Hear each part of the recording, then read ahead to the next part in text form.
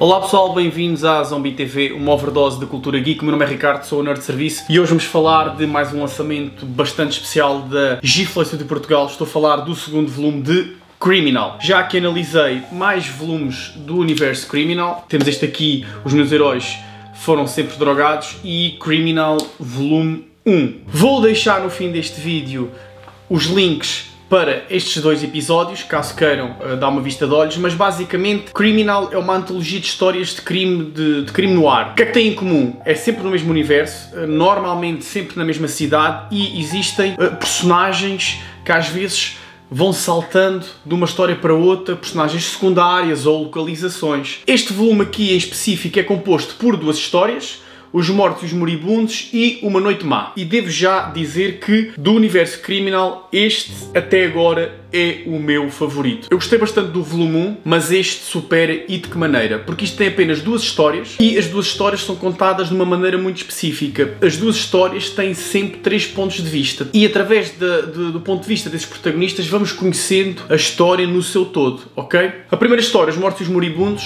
começamos com a história de Jake, um pugilista negro, um jovem que está a ter sucesso no mundo do boxe. Um dos seus melhores amigos e quase como um irmão é o Sebastian Hyde, filho do barão do crime daquela cidade. Eles são amigos e cresceram juntos porque o pai de Jake e de Sebastian fundaram aquela organização do crime. Só que o pai de Jake morreu de cancro e fez prometer ao pai de Sebastian: toma conta do meu filho. E ele assim fez. Eles continuam muito amigos, apesar de estar separados, porque Sebastian quer seguir o rumo do crime, quer seguir as passadas do pai e tornar-se o novo chefe do crime da cidade. Jake quer viver uma vida normal, está-lhe a correr bem os combates de boxe, até que uma mulher entra na sua vida. Neste caso é Danica. Danica tinha sido uma grande paixão que ele tinha tido quando era novo, só que Sebastian meio que roubou aquela namorada e na altura de escolher, Danica, em vez de escolher o Jake, escolheu o branco rico. Aconteceu qualquer coisa entre eles, Sebastian fez algo de muito errado a Danica, que lhe estragou a vida por completo, e ela desapareceu da cidade e ficou anos e anos sem aparecer. Nós não sabemos inicialmente o que é, Jake sabe e culpa-se por isso, ele ainda está apaixonado por ela, e nós ficamos sempre no mistério do que é que terá acontecido. Ele, quando a vê na cidade, vai ter com ela, porque ainda está apaixonado, é rejeitado, mas descobre que Danica voltou para os braços de Sebastian. Ele fica um pouco desconfiado como é que ela, depois daquilo que lhe aconteceu, que nós não sabemos o que é, pode ter dado uma segunda oportunidade a Sebastian. Ele está a tentar descobrir porquê dela voltar para Sebastian e eis que ela aparece morta. Sebastian desconfia que ela lhe roubou um carregamento de dinheiro e mandou matá-la. E depois fica aquele mistério no ar. Será que foi mesmo ela a responsável? Mas quem é que roubou o dinheiro? Quem é que estava a trabalhar com Danica? Será que aquilo foi tudo uma vingança? E depois, com estas dúvidas no ar, saltamos para a segunda parte da história, onde acompanhamos Lawless, um ex-soldado saído da guerra do Vietnã, porque esta história passa-se em 1972. Lawless é o pai de duas personagens que aparecem aqui nesta história, na história chamada de Lawless.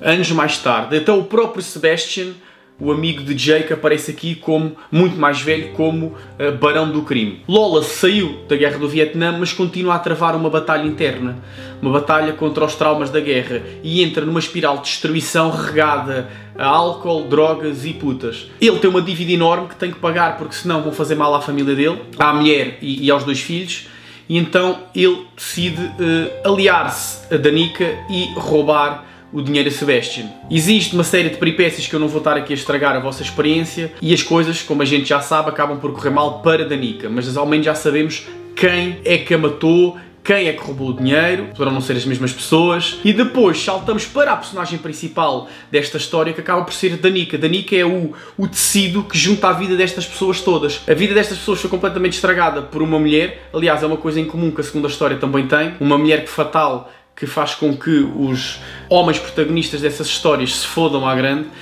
e Danica, acompanhamos o passado dela desde o momento em que ela começa a namorar com Sebastian, percebemos o que é que Sebastian fez, percebemos porque é que ela se foi embora e o que é que ela andou a fazer durante estes tempos todos e porque é que ela decidiu regressar agora e se decidiu vingar dele. E como é que o fez? É uma história brutal em que temos uma narrativa brilhante, um storytelling brilhante, em que as peças vão sendo montadas a pouco e pouco e nunca nos sentimos perdidos.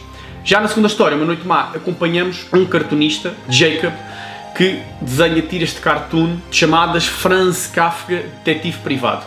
É muito engraçado é que Jacob é um recluso, é uma pessoa muito introvertida, que está em casa, apenas desenha as suas tiras e tem conversas com o detetive, a personagem imaginária, que acaba por ser a sua consciência. Percebemos que ele teve um acidente muito grande e que ficou coxo de uma perna por causa disso. Não sabemos o porquê do acidente, apenas sabemos que ele foi acusado da morte da sua mulher e anos mais tarde foi ilibado. E sabemos que existe um polícia que desde essa altura o anda a perseguir porque não ficou satisfeito por ele ter sido ilibado, ok? Entra uma mulher na vida de Jacob, uma noite de sexo incrível e a partir daí é sempre a descer. Jacob é sequestrado na sua própria casa, é obrigado a falsificar documentos para o namorado dessa tal mulher. Esta história não posso revelar muito porque tem twist atrás de twist e quando nós pensamos que já sabemos o que é que vai acontecer, aquilo troca-nos as voltas. Só posso dizer que percebemos o que é que aconteceu à mulher de Jacob, como é que ela morreu, se Jacob tem ou não razão e porque é que o polícia continua atrás dele e o quer castigar e qual é a obsessão do polícia por Jacob. Percebemos também qual é o passado dessa mulher. Portanto, aqui temos 3 pontos de vista. Temos o do Jacob, o cartunista, o do polícia e a da mulher, que é aqui chamada de enfermeira. Das 2 histórias, a última acabou por ser aquela que eu gostei mais porque me surpreendeu e eu nunca conseguia perceber ou antecipar o que é que ia acontecer, ou quando achava que conseguia adivinhar, enganava-me redondamente. Mas é incrível é que estas 2 histórias têm muita coisa em comum. Apesar de numa a protagonista eu achar que é a Danica, o segundo protagonista acaba por ser o Jake, e tanto o Jake, o pugilista, como o Jacob, o cartunista, são 2 pessoas que não estão ligadas ao crime. Jacob, antes de ser cartunista, era falsificador, mas deixou essa vida, mas diretamente ligados ao crime eles não são traficantes, não são drogados, não são alcoólicos, não são assassinos. E é interessante ver que por causa de uma mulher, ou de várias mulheres, as suas vidas foram completamente arruinadas, que é uma temática que era muito explorada nos filmes noir e nas séries noir e nos livros noir, chamada Femme Fatale. Também é muito interessante, e mais um ponto em comum, é os 3 pontos de visão diferentes, as 3 perspectivas diferentes. Quando as juntamos, a história torna-se numa só e fica coerente. E nunca nos perdemos na história e a narrativa está brilhante, é um storytelling brilhante e por isso mesmo é que eu acho que é um dos melhores trabalhos de Ed Brubaker.